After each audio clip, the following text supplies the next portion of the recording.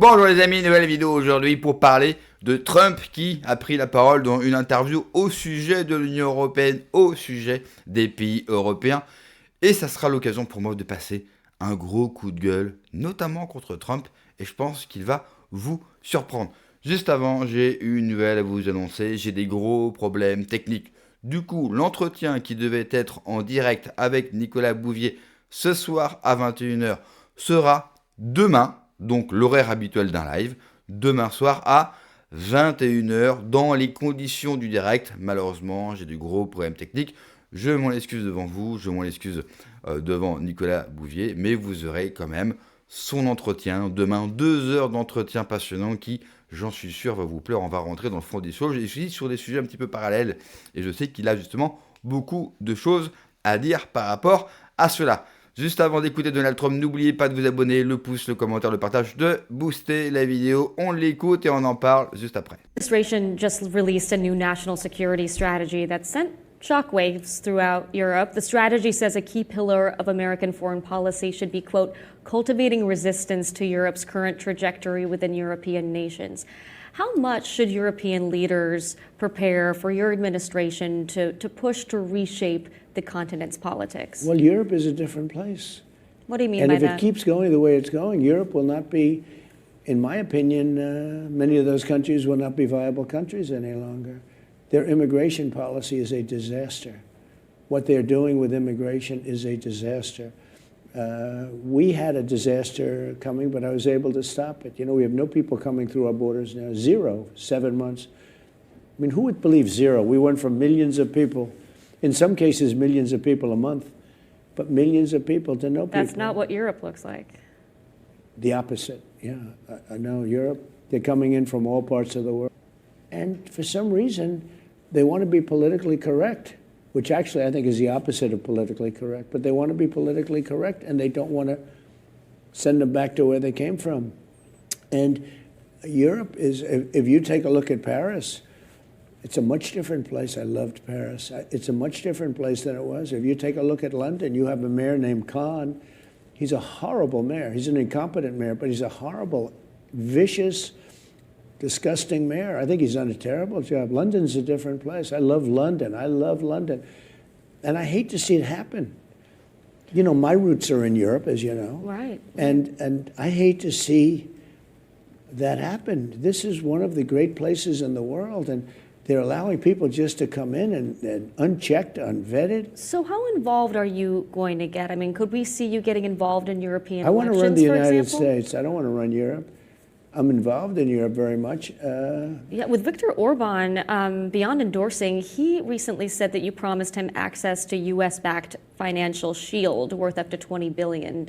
Is that right? No, I didn't promise him, but he certainly asked for it. But Would you consider giving that to him? I just think he's doing a very good job in a different sense on immigration. His country's landlocked. You know, he's got a different kind of a country. He doesn't have the sea, so he can't have ships coming in with energy. He's got a big pipe coming in from Russia. They've had it for a long time. It's a different situation he's got. So would you consider some financial assistance there? He's really gotten right is the immigration, because he allows nobody in his country. And Poland has done a very good job in that respect, too. Mm. But most European nations, they're decaying. They're decaying. You can imagine some leaders in Europe are a little freaked out by what your posture is, and European. No, they should be freaked out by what they're doing to their countries. They're destroying their countries. Well, European Council and President. they're people I like. Look, they're people I like. I get along with them. You know that. But they can't let this happen. And it gets to a point where you can't really correct it. There'll be a point, and it's very close to that and point. what will that mean? It will mean that they're no longer going to be strong nations.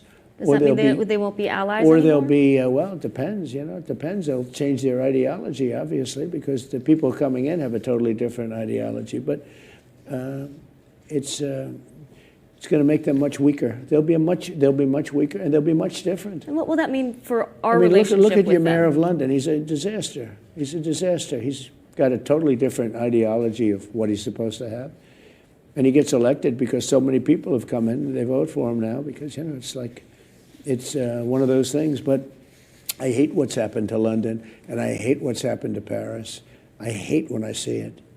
You know, sir, it's sometimes hard to tell when you say these things. Do you intend to send kind of a message of tough love to our allies to push them to make reforms? Or do you think that many of them are just weak and you don't really want to be allies with them? I think they're weak, but I also think that they want to be so politically correct. I think they don't know what to do. Europe doesn't know what to do.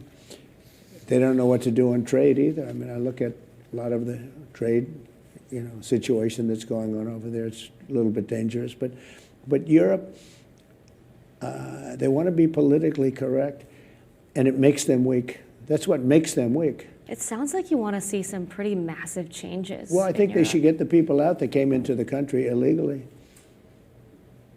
I want to ask about You know, NATO. if you take a look at Sweden, so Sweden was known as the safest country in Europe, one of the safest countries in the world. Now it's known as a very unsafe, pretty unsafe country. It's not even believable. Ce qui est formidable avec les Américains et les Anglo-Saxons, c'est qu'ils ont honte de rien. Car ils se plaignent de ce qu'est devenu les pays européens. Ils se plaignent de voir, comme dit Trump, de voir Paris et certaines villes changer. Très bien. Mais ils oublient de nous dire une chose quand même importante. Qui a fait en sorte de briser les souverainetés et la puissance des pays européens, notamment avec un outil, l'Union européenne, création de la CIA, création des États-Unis.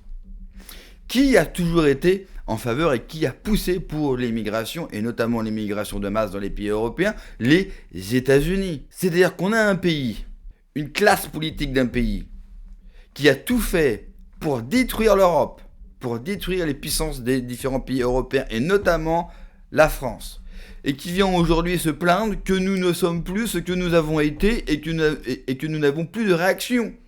Entre-temps, ils nous ont envoyé, bien sûr, et formé toutes les élites qui viennent nous parler de droit-de-l'hommisme. Ils nous ont envoyé les woke, et maintenant, ils nous donnent des leçons, en fait.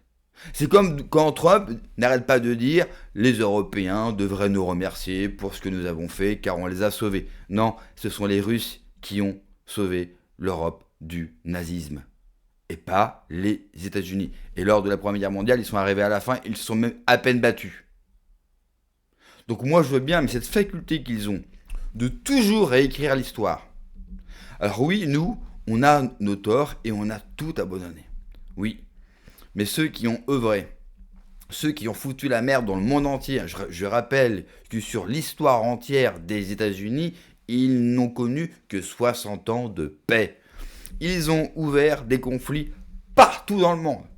Si l'Europe, par exemple, souffre avec l'islam radical, avec le terrorisme, qui a financé, qui a créé le terrorisme? Les États-Unis, les Anglais.